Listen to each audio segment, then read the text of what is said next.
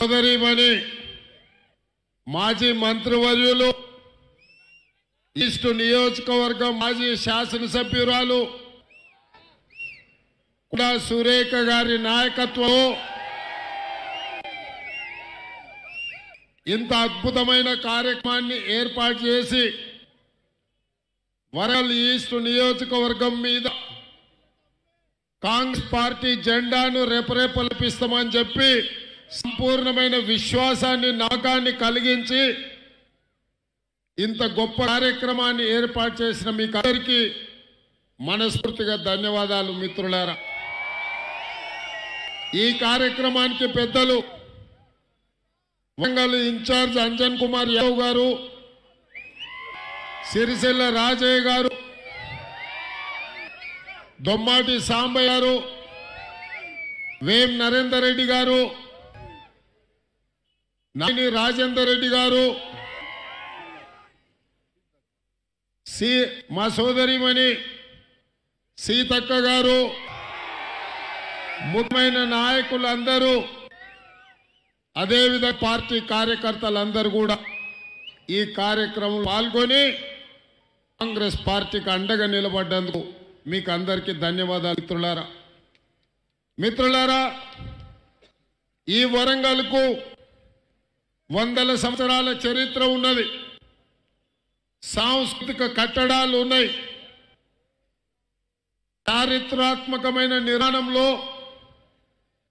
కాకతీయుల పాలన ఉన్నది, సమ్మక్క సారలం తిరుగుబాటు ఉన్నది, వీటితో పాటు కాజీపేట దర్గా ఉన్నది, కాకతీయ యూనివర్సిటీ ఉన్నది, ఎన్ఐటి ఉన్నది, ఆజంజాయి మిల్స్ ఉన్నాయి, రామప్ప గుడి ఉంది।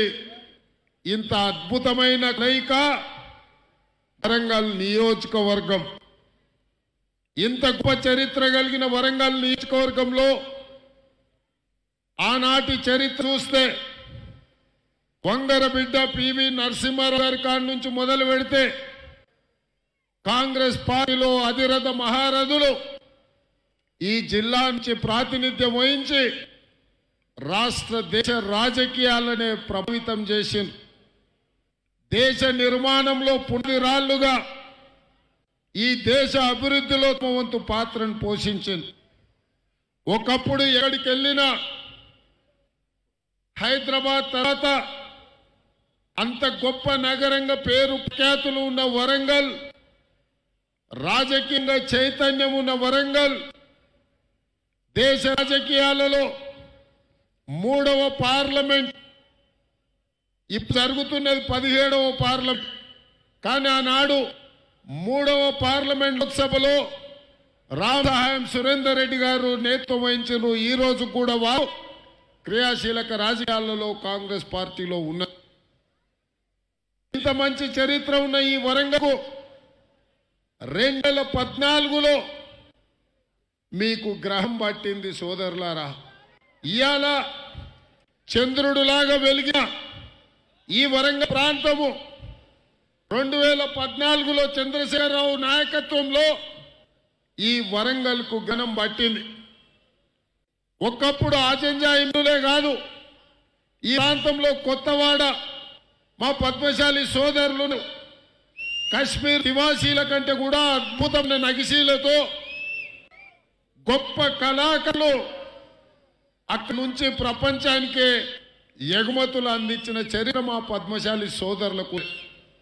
ఇక్కడున్న మైనారిటీ సోదరులు ఏ రోజు కూడా మైనారిటీలు మెజారిటీ అన్న ఆలోచన రానియలే, మైనారిటీ మెజారిటీలు ఈ దేశ ప్రజలు, ఈ రాష్ట్ర ప్రజలు మత సామర్థ్యానికి ప్రతీకగా నిలబడ్డారు। కాజీపేట దర్గాకు ఆనాడు పండిట్ జవహర్లాల్ నెహ్రూ గారు అడిగి కాకతీయ యూనివర్సిటీకి స్థలాన్ని దానం చేసి ఈ ప్రాంతం చదువులతో వెలుగొందాలి, రీజనల్ ఇంజనీరింగ్ కాలేజీని పెట్టి ప్రపంచానికే ఇంజనీర్లు డాక్టర్లను అందించిన చరిత్ర కాకతీయ యూనివర్సిటీకి ఉన్నది। ఎప్పుడెప్పుడు తెలంగాణ మీద ప్రజా పోరాటాలు వచ్చినాయో, ప్రజలు దోపిడీకి లోనయ్యో, ప్రజల మీద ఆధిపత్యం చెలాయించాలని కొంతమంది ప్రయత్నం చేస్తారో ప్రతి సందర్భంలో ఈ కాకతీయ గడ్డ స్పందించింది. కాకతీయ యూనివర్సిటీ విద్యార్థులు ఆ ప్రజల కోసం కొట్లాడిరు. చదువుల కోసమే కాదు, ప్రజా సమస్యల మీద నిటారుగా నిలబడి ప్రజలకు స్ఫూర్తినిచ్చే పోరాటాన్ని ఇచ్చిన యూనివర్సిటీ కాకతీయ యూనివర్సిటీ. ఇవాళ అంటే కాకతీయ యూనివర్సిటీని నియామకాలు లేవు, బోధనా సిబ్బంది లేదు, ఉన్న వాళ్ళకు జీతాలు లేవు, విద్యార్థులకు వసతులు లేవు, నిరుద్యోగులకు ఉద్యోగాలు లేవు. ఈ ప్రభుత్వం చేతిలో మోసపోయి మొన్ననే సునీల్ నాయక్ అనే ఒక గిరిజన బిడ్డ పీజీ చదివి ఆత్మహత్య చేసుకున్నాడు. ఇవాళ కాకతీయ యూనివర్సిటీ విద్యార్థులు వచ్చి కలిసి, ఆటో సంఘాల వాళ్ళు వచ్చి కలిసిరు, జర్నలిస్టు సంఘాల మిత్రులు కలిసిరు, కొత్తవాడ పద్మశాలి సోదరులు వచ్చి కలిసిరు. ప్రతి వాళ్ళు ఎవరు కలిసినా నేను అనుకున్నా కొడంగల్ అభివృద్ధి జరగలేదేమో, నా మీద కోపం ఉండి వరంగల్ అభివృద్ధి జరిగిందేమో అనుకున్నా. కానీ కొండా దంపుల మీద కోపం ఉండి వరంగల్ను కూడా అనే చెత్త కుప్పగా తయారు చేసింది ఈ దండుపల్లె మూట. ఇలా ఈస్ట్కు వెస్ట్కు ఉన్నారు, నక్షత్రకుల్లాక తయారైనరు వీళ్ళిదు. వస్తుంటే చెప్తున్నారు ఈస్ట్ వెస్ట్ పేర్లు కన్నా బిల్లారంగా అంటే మా ఊర్లందరికీ తెలుసు అని చెప్పి, భూమి కనిపించని, కాలువ కనిపించని, చెరువు కనిపించని, సికం ల్యాండ్ కనిపించని, ఎవడన్నా పేదోడు బలహీనుడు ఉంటే ఆ ప్లాట్లు కనిపించని, ఏది కనిపించినా కబ్జా చేసుడు తప్ప ఇంకో పని చేస్తలేరా ఈ దండుపాలెం ముఠ అని చెప్పి వాళ్ళ అనుచరులు గంజాయి మొదలు గంజాయి బానిసలయ్యి ఇవాళ ఎవరి మీద అంటే వాళ్ళ మీద విచక్షణంగా దాడులు చేస్తున్నారని చెప్పి ఫిర్యాదులు అందుతున్నాయి.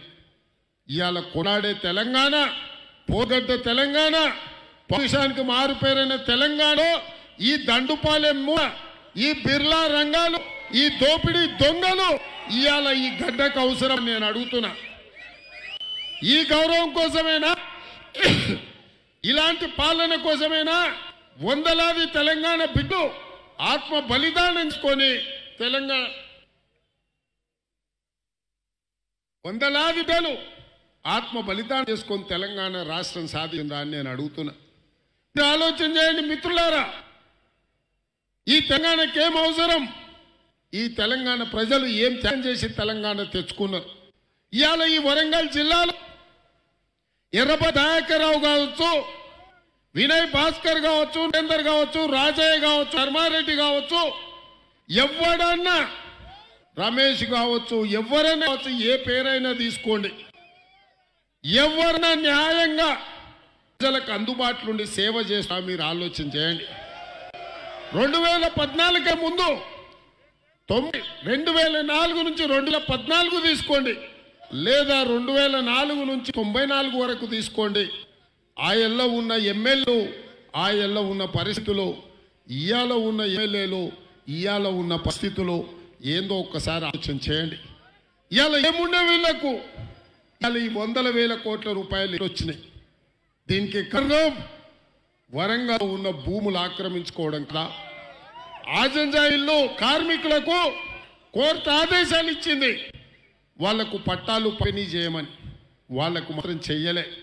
అవి మాత్రం ఈ టీఆర్ఎస్ నాయకు కబ్జా పెట్టుకుంటారు. ఇవాళ ఎక్కడ చూసినా దోపిడీ జరుగుతున్నది, ఎక్కడ చూసినా దాడులు జరుగున్నాయి, ఎక్కడ చూసినా అభివృద్ధి జరగలే. మేం కట్టిన కాకతీయ యూనివర్సిటీ, ఏం కట్టిన ఎంజీఎం ఆసుపత్రి, మేం తీసుకొచ్చిన ఎన్ఐఏ, మేము తెచ్చిన వరల్ హంటర్ రోడ్ కా నుంచి ఎవరెస్ట్ అయినా ఆనాడు మేము చేసిన అభివృద్ధి. ఈ 9 ఏళ్లలో తండ్రి కొడుకు ఇద్దరు చెప్తారు వరంగల్ అంటే మాకు ప్రేమ అని. వరంగల్ అంటే ప్రేమ, అభివృద్ధి కాదు. వరంగల్లో భూముల మీద, ఇక్కడ ఆస్తుల మీద, ఇక్కడ 1000 కోట్లు సంపాదనదా ఈ దండుపాలెం మూడుకు ప్రేమ ఉన్నది. ఇక ఇవాళ ఆలోచన చేయండి మిత్రుల, ప్రజల జీతాలలో మార్పు రావాలి. ఆనాడు 9 ఏళ్లకి చంద్రశేఖరరావు చెప్పిన హామీలను నేను గుర్తు చేయదలుచుకున్నా. దళితుని ముఖ్యమంత్రి చేస్తా అన్నాడు, చేసిండా? దళితులకు 3 ఎకరాల భూ ఇస్తా అన్నాడు, ఇచ్చిండా? డబుల్ బెడ్రూమ్ ఇల్లు ఇస్తున్నాడు, ఇచ్చిండా? ఇంకో ఉద్యోగం ఇస్తా అన్నాడు, ఇచ్చిండా? రైతులకు 1,00,000 రూపాయలు రుణమాఫీ చేస్తా అన్నాడు, చేసిండా? ప్రతి నియోజకవర్గానికి ఎకరాలకు నీళ్లు ఇస్తా అన్నాడు, ఇచ్చిండా?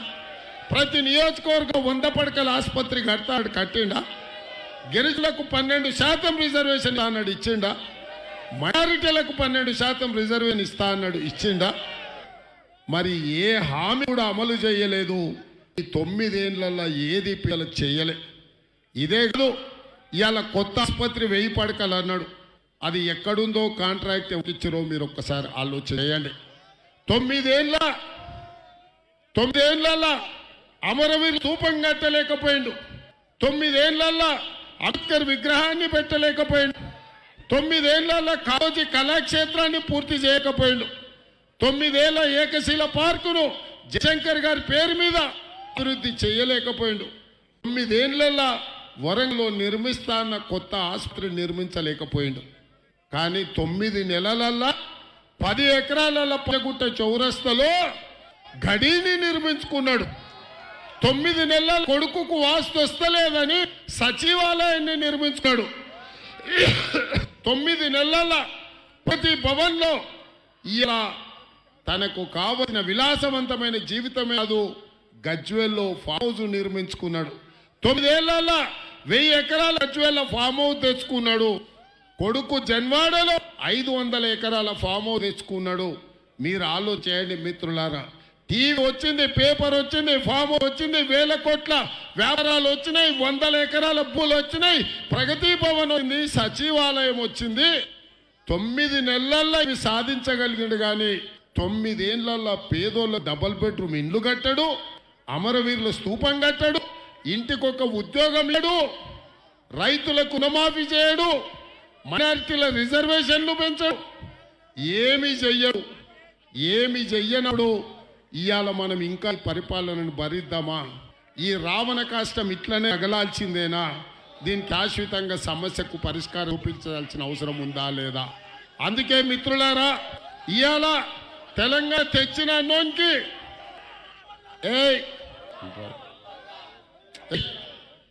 చెప్తేనబా,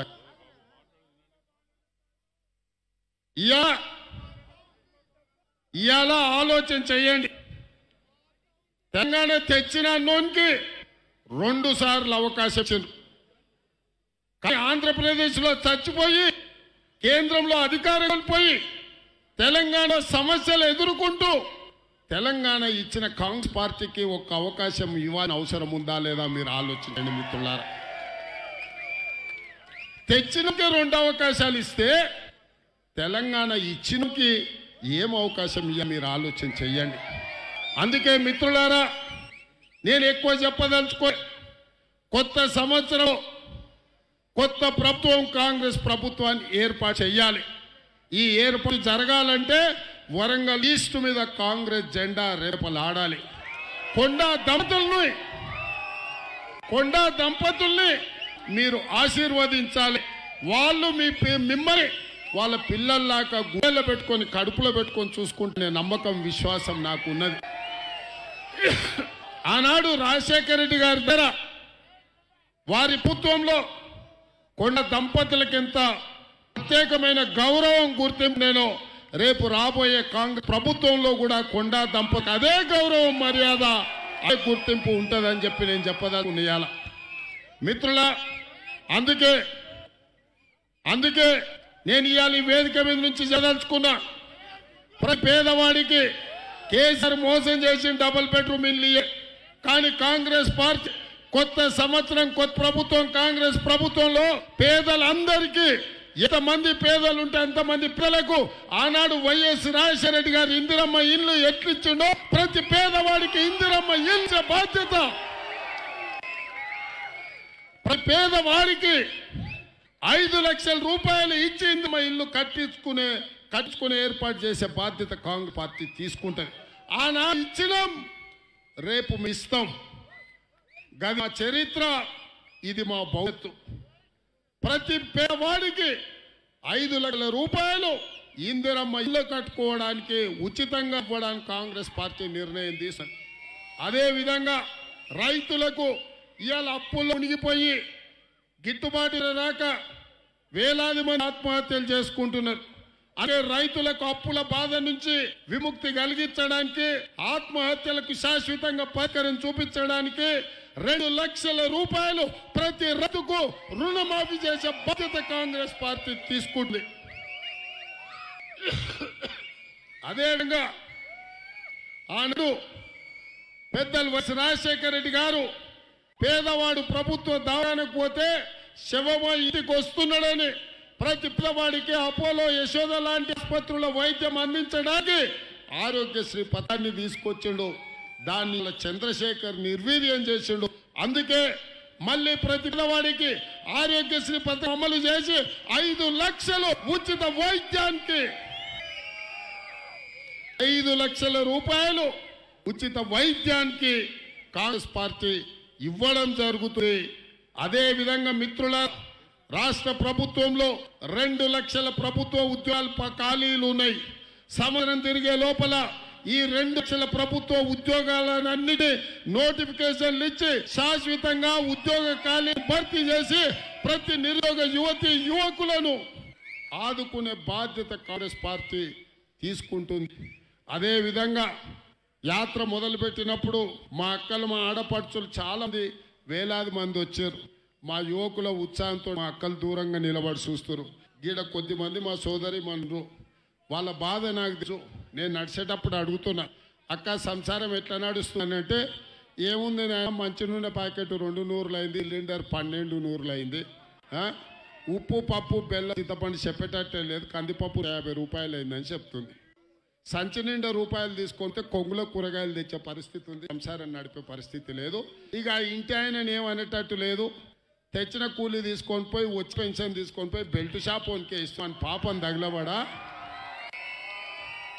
అలా కాంగ్రెస్ ఉన్నప్పుడు 60 ఉంటే క్వార్టర్ సీసా 2 నూరులు అయింది మా అక్క చెప్తుంది. ఓ ఊర్లో అడిగిన, అదే ఊరు అంటే ఆరూరు మేష్ ఊరు, సొంతూరు, ఉప్పుగల్. మీరు ఎన్ని వార్డులు ఉన్నాయని అడిగిన, గ్రామ పంచాయతీలో 12 వార్డులు సరే అన్నాం. ఇంకో అక్క పని చెప్తుంది, వార్డుల సంఖ్య దేవుడేరు ఉన్నారా, 24 బెల్ట్ షాపులు ఉన్నాయని చెప్తుంది. వార్డులు 12, 24 బెల్ట్ షాపులు పెట్టిండు ఎమ్మెల్యే సొంతూరులా. రాష్ట్రాన్ని వీళ్ళు ఏం చేయదలుచుకో మీరు ఒక్కసారి ఆలోచన చేయండి. అందుకే మా అక్కల బాధ, ఇంటి ఆయన తగ్గొచ్చి వాళ్ళని పెట్టే బాధ నేను అర్థం చేసుకోగలను. ఏ ఊర్లో ఎవడైనా కాంగ్రెస్ ప్రభుత్వంలో బెల్ట్ షాపు పెట్టిండంటే బట్టలు ఊడిచి కొట్టి వాడిని తీసుకొచ్చి బొక్కలేపించే బాధ్యత నేను తీసుకుంటా. చంద్రశేఖర్ వచ్చినాక 3000 వైన్ షాపులు, 60,000 బెల్ట్ షాప్ తెరిచిండే తెలంగాణలో. ఆనాడు కాంగ్రెస్ రైతు బజార్లు తెలిస్తే ఈడు బెల్ట్ దుకాణాలు తీసుకొచ్చిండు. బెల్ట్ తీసుకొని కొడితే తప్ప ఈ టీఆర్ఎస్ వాళ్ళకు బుద్ధి రాదు. బెల్ట్ షాప్ రద్దు చేయడమే కాదు, ఇలా మా అక్కల్ని కట్టపోయి నుంచి ఆనాడు దీపం పథకం ద్వారా ముక్తి కలిగించినాం. 4 నూరుల కాయల మేము సిలిండర్ ఇస్తే ఇవాళ 12 నూరులు చేసిండ్రు. అందుకే మా అక్కల కష్టాలను దృష్టిలో పెట్టుకొని 5 నూరులకే ఇప్పుడు సిలిండర్ ఇవ్వడం జరుగుతుంది.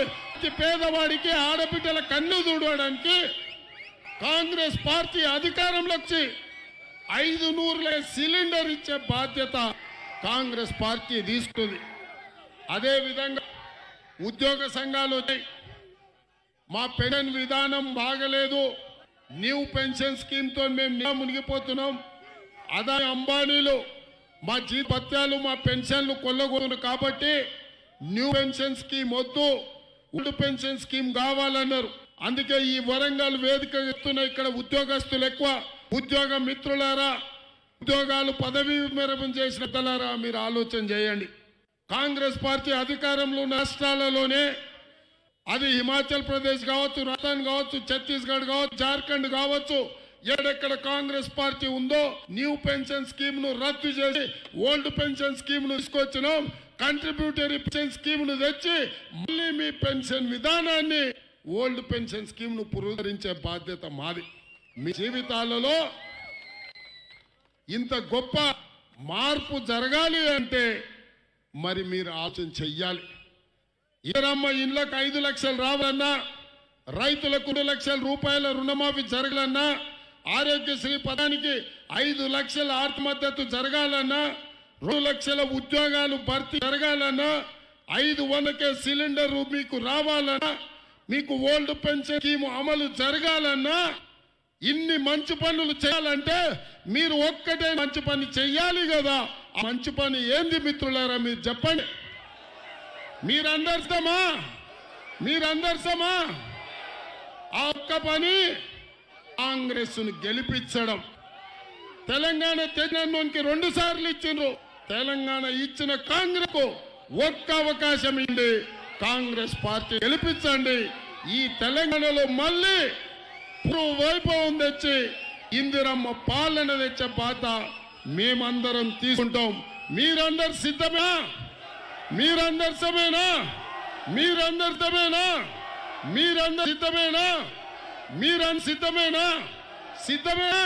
సిద్ధమన్నోళ్ళందరూ పైకెత్తి పిడికలు బిగించండి. జై కాంగ్రెస్, జై కాంగ్రెస్. హస్తం గుర్తుకే. చివరిగా ఒకే మాట మిత్రులారా, ఈస్టులో సురేఖమ్మ గెలుపు, తెలంగాణ రాష్ట్రంలో కాంగ్రెస్ పార్టీ అధికారంలోకి వస్తుంది. మీరందరూ